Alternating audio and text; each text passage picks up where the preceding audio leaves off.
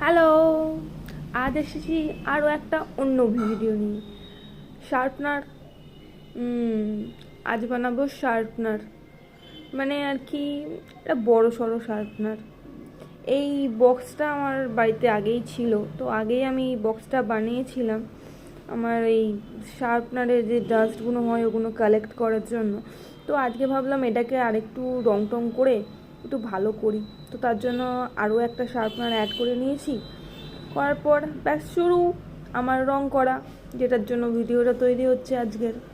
রং করতে গিয়ে দেখলাম শুধু একটা কোট দিয়ে হচ্ছে না, এই ঢাকনির লাল রংটা কিছুতেই চাপা যাচ্ছে না। তো কী করব ভেবে মায়ের রান্নাঘর থেকে একটুখানি নিয়ে চলে এলাম এই যে, এটা কি বলে বেশ ভুলে গেলাম নামটা, কিছু একটা হবে যাই হোক। তারপরেই ভেবেছিলাম একটু ডিজাইন করব, কিন্তু ভাবলাম সবেতেই ডিজাইন করলে একই ধরনের দেখতে হয়ে যাবে। তো তারপর ভাবলাম না, একটু অন্যরকম কিছু করি, সিম্পল জাতীয় জিনিস।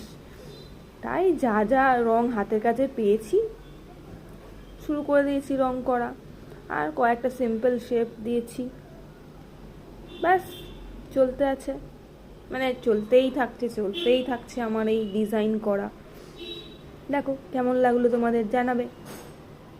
আর শার্পনারটা লাস্ট পর্যন্ত তো আমার বেশ ভালো লেগেছে, তোমাদের কেমন লাগলো একটু জানিও তো। এই দেখো রেডি আমার শার্পনার।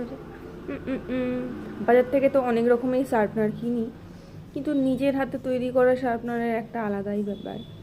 এটা আমার বাড়িতে আগে থেকেই তো তৈরি করাই ছিল, যেটা তোমাদের ফার্স্টেই বললাম।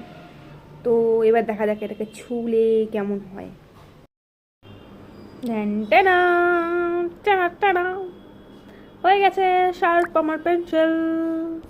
টান টানা আরেকটা সেকেন্ড অ্যাটেম্প করে দেখি এই পাঁচটা দিকে এরকম হয়। Ready steady start. টাটা। আরেকবার টাডা। এই যে শার্প। তালিয়া তালিয়া তালিয়া ফর মি।